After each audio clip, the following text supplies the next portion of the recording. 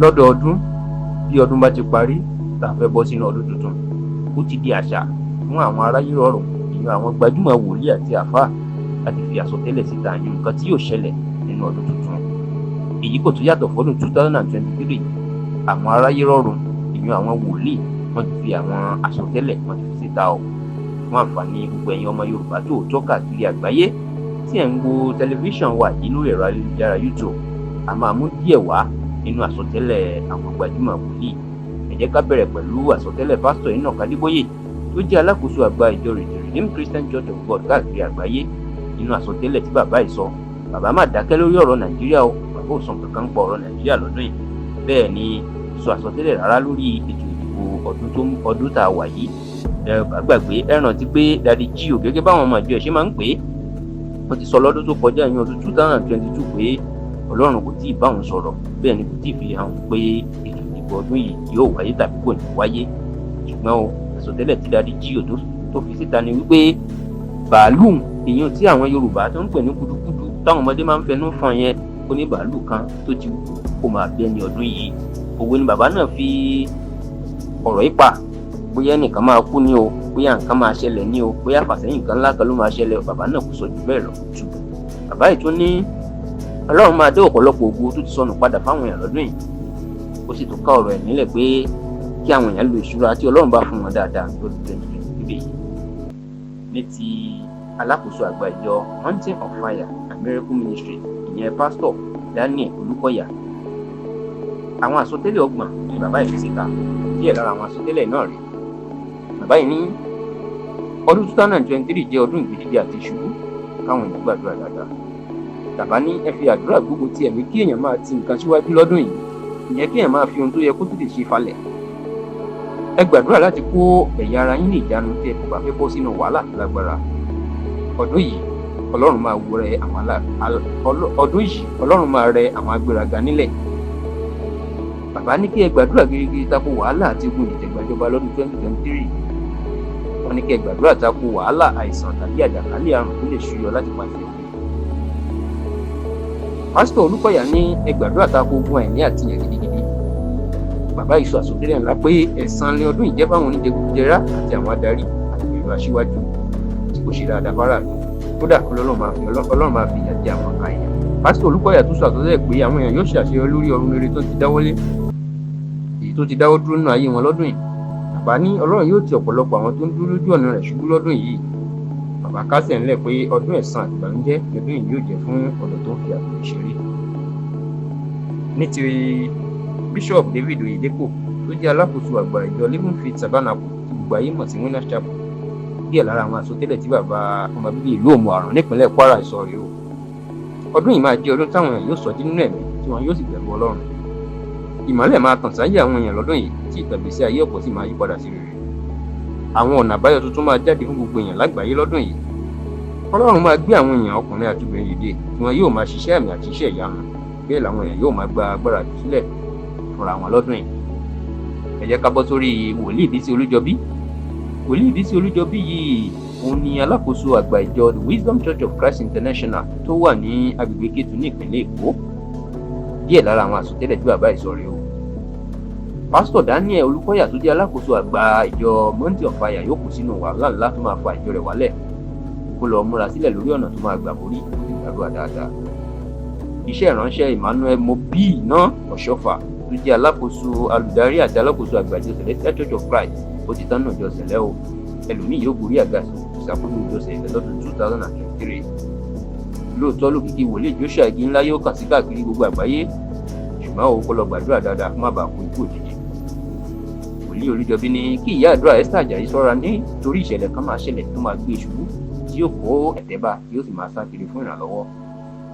Ìjọ Redeemed àti Deeper Life máa pín yẹ́lẹyẹ̀lẹ lọ́dún yìí. Aṣíwájú Bọ́lá Tinubu ni yóò wọlé ààrẹ lọ́dún yìí. Àtìkú ni yóò ṣe ipò kejì, Peter Obi ni yóò ṣe ipò kẹta. Ṣùgbọ́n o, ìṣèjọba Tinubu kò ní kó ire tàbí ìbùkún kankan bọ́ ọmọ Nàìjíríà. Bẹ́ẹ̀ ni ìjọba rẹ̀ yóò jẹ́ ìpìlẹ̀ bí Nàìjíríà ṣe máa pín. Wòlíì Olújọbí ní gómìnà Ṣèyí Mákindé tìpínlẹ̀ Ọ̀yọ́ ò ní wọlé sáà kejì o. Ó ní olùdíje fún ipò gómìnà ẹgbẹ́ òṣèlú APC nípínlẹ̀ Ọ̀yọ́, Sẹ́nẹ́tọ̀ Teslim Fọlárìn yóò wọlé. àwọn gómìnà 5 ẹgbẹ́ PDP máa pàdánù, bẹ́ẹ̀ ni mo rí bàbá láwọn rí méjì nínú wọn tó padà gbàbọ̀dé. Wòlíì ní kí gómìnà Rotimi Akeredolu gbàdúrà lórí àlàáfíà rẹ̀ dáadáa nítorí ó máa ṣàìsàn, ó sì ṣeé ṣe kó má parí sáà kejì rẹ̀ yìí o. Wòlíì Olújọbí ní wọ́n máa yọ gómìnà Adémọ́lá Adélékè tìpínlẹ̀ Ọ̀ṣun dànù àti tó bá lè gbàdúrà gidigidi, ó sì sàkúrò ní ilé táwọn gómìnà ìpínlẹ̀ Ọ̀ṣun gbé fún odidi oṣù 7. Wòlíì Olújọbí ní òpin ti dé bá òṣèlú ààrẹ ilé-ìgbìmọ̀ aṣòfin àgbà l'Àbújá sẹ́nitọ̀ Ahmad Lawan, kódà ó ní máa rán lẹ́wọ̀n ní tó bá kú òdìpọ̀. Bí Dikin Ṣẹ́gun Adéwálé tó gba ayé mọ̀ sí Ẹrúlà nípínlẹ̀ Èkó bá lè gbàdúrà, Wòlíì Olújọbí ní òun ló máa wọlé sẹ́nitọ̀ ìpínlẹ̀ Èkó lọ́dún yìí.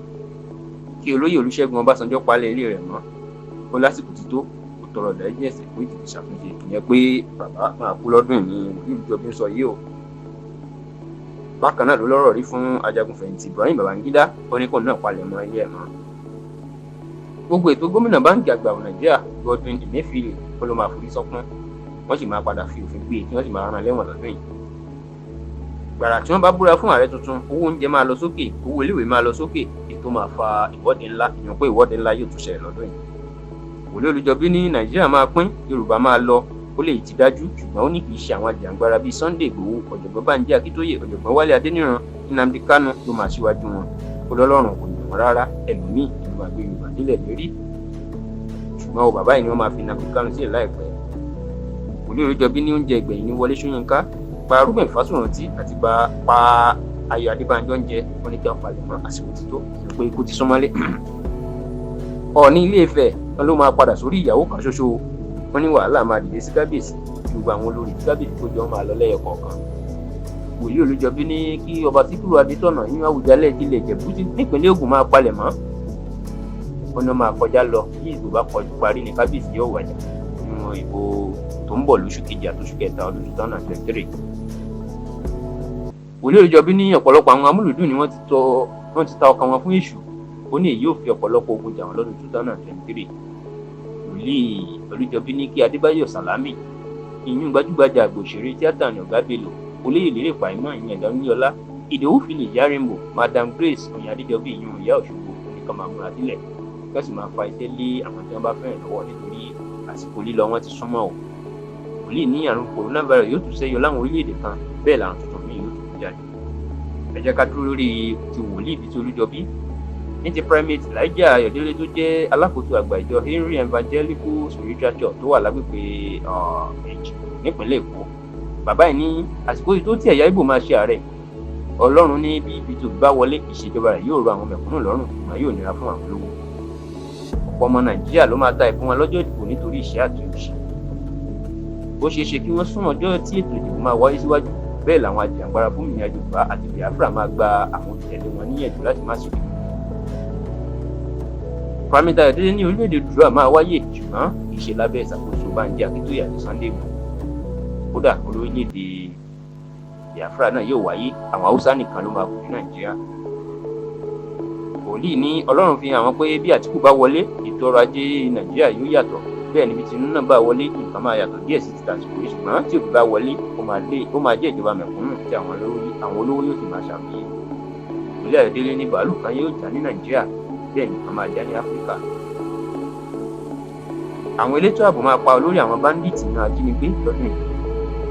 Àwọn ọlọ́pàá àti sójà máa da iṣẹ́ sílẹ̀, ọ̀pọ̀lọpọ̀ àṣírí ló máa tú nípa àwọn sójà tó ń jà lójú ogun, bẹ́ẹ̀ ni omíyalé máa pa ìbẹ̀rẹ̀ pẹ̀lẹ́ ní Nàìjíríà lọ́dún yìí. Díẹ̀ lára àwọn àsọtẹ́lẹ̀ tí àwọn aráyé rọrùn tán mú wá rèé o. Bó bá ṣètò ṣe ń jáde, a máa mú wá fún yẹ̀yẹ́.